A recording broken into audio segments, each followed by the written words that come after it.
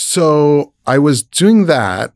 Matt, remember the guy I spoke to? He was developing a animated film that Andrea wanted to do a full feature film, animated film, 3D, big budget or big film, and he wanted to work with the people in the studio.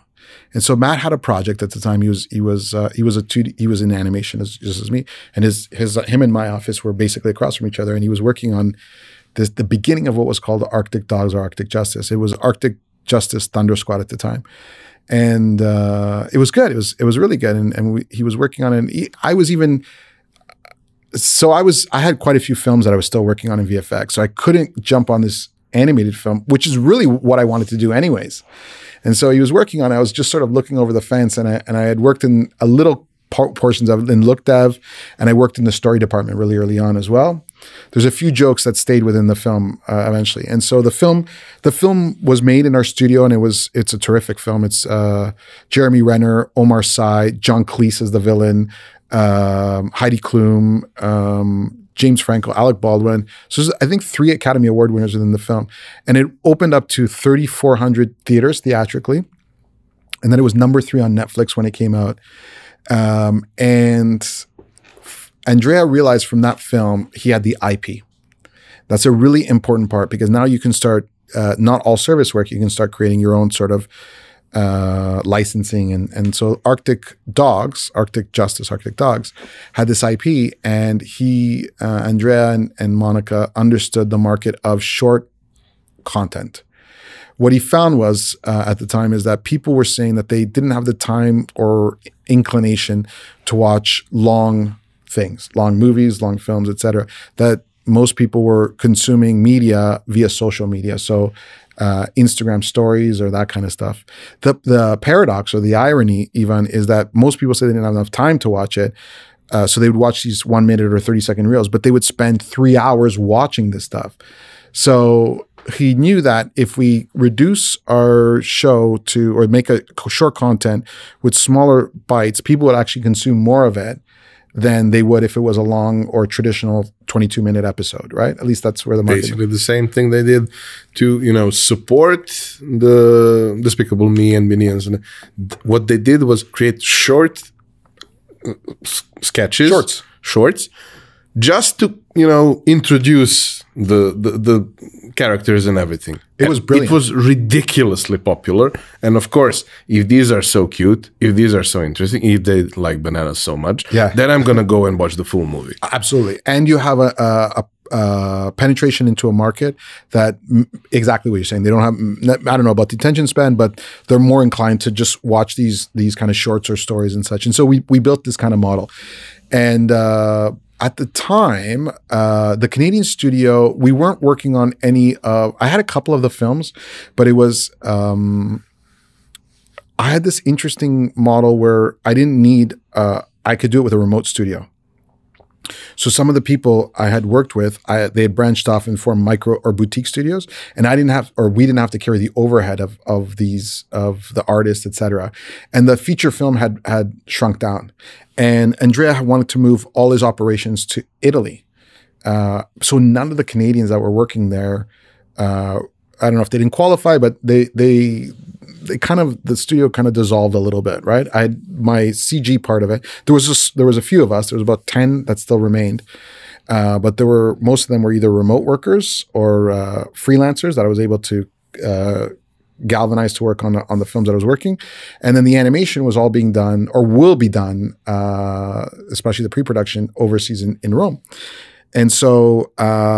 He kept me on for all the aforementioned reasons. And I was also familiar with, I was the only one left of the legacy of the previous studio. And so I knew where everything was, and I knew where, I knew the property. And so what happened is I went to Rome and I started working with a studio that we helped build there to now start creating the series work based on the Arctic Justice IP. So I became the showrunner. I was the creator and the showrunner and the creative producer for Arctic Friends. And then we had started working with Johnny Depp was involved on one of our feature films, and he wanted to get back into animation, but didn't want to work with Disney. And I don't know if people know, but it was a very interesting time in his life, right? Yes. And Andrea told him, he said, no, we have an animation studio, and we want to make Johnny Depp as a cartoon character, and he loved it. And so we created Johnny Puff. This was the first. He basically is a cartoon character. But that's the thing. He is the personification because he's so bohemian. He's so, I mean, unreal. Yeah, but in the most fantastic way. I was thinking about it the other day, and I was like, who is a bigger movie star than Johnny Depp? And I can't think of one for this reason, because Johnny Depp has the appeal for children. He's Jack Sparrow, etc. But he's also been in television, 21 Jump Street, and he's been in horror movies. But he's got such a plethora of work that I was trying really hard. I can't think of a bigger worldwide actor than him. Like, people will argue maybe George Clooney or Brad Pitt or something like that. Or Jack Nicholson, but Jack Nicholson is always Jack Nicholson. Yeah, and what animation, like if you ask a kid about Jack Nicholson, they might know who he is, but if you ask them who Jack Sparrow is, they'll know who he is as a character, right? And so anyways, he wanted to get into animation, and we had built the character, and I was involved on it. And so I met with Johnny and his team. And by the way, the character doesn't speak. He's a Gramalot, right? And Johnny loved this idea. He's like, so we had talked about what are the words? Like, what's the vocabulary? And how does this vocabulary work? And is this because one of the things is, you don't have to be Tolkien-esque. You don't have to create Elvish or Dwarvish, right?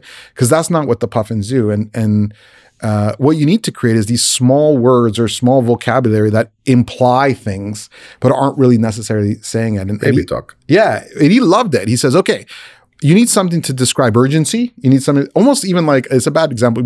If you have a dog, right? A dog has like bark, but it has a bark for wanting to go outside. So it's like, oh.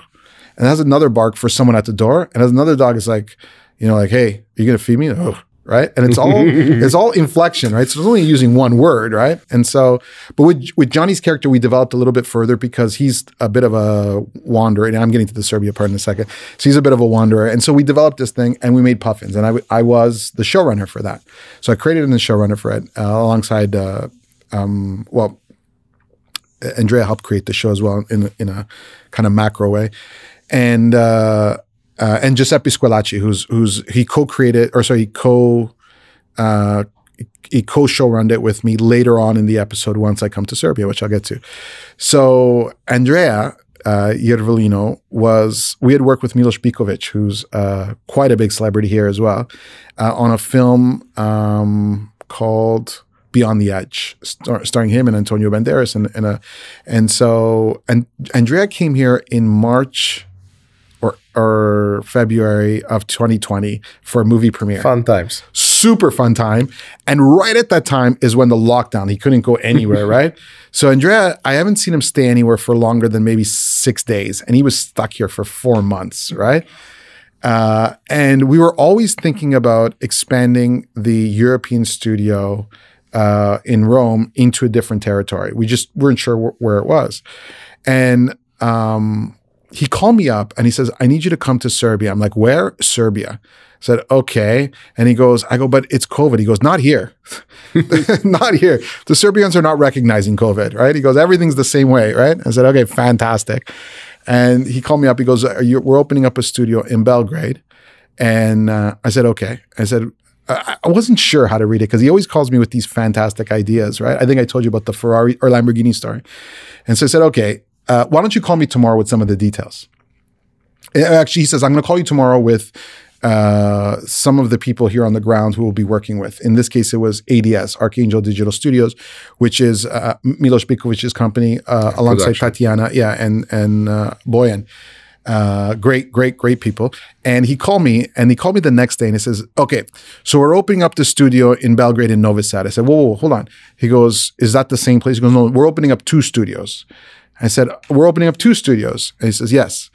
And he connected me with Mileta and Pedja, who have they had their own studio in Novi Sad, and they were also professors at the academy there. So I was on this very large Zoom or Skype or whatever call with a bunch of people who are asking me how we're going to make this studio, right? Because I'm the guy, right? And so I came to Serbia, and we started from the ground up, from scratch.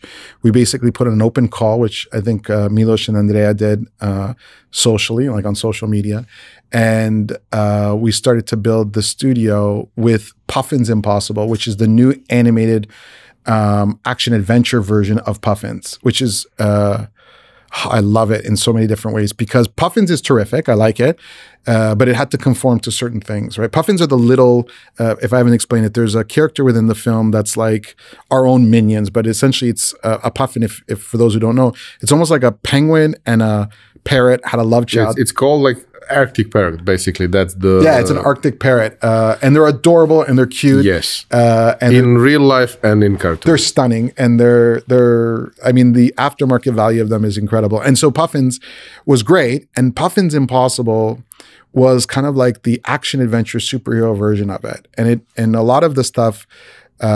Because it was done in Serbia and working with the team here, was able to be almost blue sky, almost no ceiling, right? Because Andrea came here and he's like, okay, we're going to do it. And then he said, so he's like, when they were walking in Skadarlia or something, and he goes, you know, I think I'm going to buy a flat here. Maybe I'm going to buy land or something, right? And then the border opened up or whatever, and he's like, I'll be back, and then left, and then I was here, and so there wasn't anyone to say what not to do, and so I said, okay, if we're gonna do this, let's do it the best way we can. The studio itself that we built is amazing. We right down from the small details to the desks. We built custom desks with some of the great artisans here. Specifically for animation, all the artwork, all the decoration, it's all holistically done for the studio to be the best working environment. And the actual show, Puffin's Impossible, alongside ADS and the team working, almost like a love letter to my childhood stuff that I used to love. Like each character is based on something that I used to grow up with in animation. Even the starting has kind of like that A-team. I don't know if you remember the A-team, but it has this kind of feeling to it because no one said we couldn't do it. There wasn't this committee like Homer Simpson's car designing what it is. It could be super pure. And so I ended up in Serbia, and we built the studio, and we did 54 episodes of Puffin's Impossible. It went to Apple TV, Amazon Prime, Google Play, Sky TV, Chili TV. It's going to be on Spanish TV. I guess I'm announcing it now. And we have a couple of other places it's going to go to broadcast. I just came back from MIPCOM. Well, actually, I came back from somewhere else, but I went to MIPCOM not too long ago. And people who had never heard of this saw it and says, wow, this production level is super high. Where are you doing it? Serbia? Serbia's got an animation scene? I go, yeah. And it's got a kick-ass animation scene. And it's only been happening in these last 2.5 years. And people were astonished on the amount of work, the quality of work, and the level of awesomeness that's created within this 54 episodes in a very, very short amount of time, especially within Europe, which has this kind of idea of inertia, right? Like, why do it today when we can do it tomorrow? And the great things about Serbs is that it says, why do it tomorrow when we can do it today? Which was amazing. So that's how I ended up in Serbia and still here.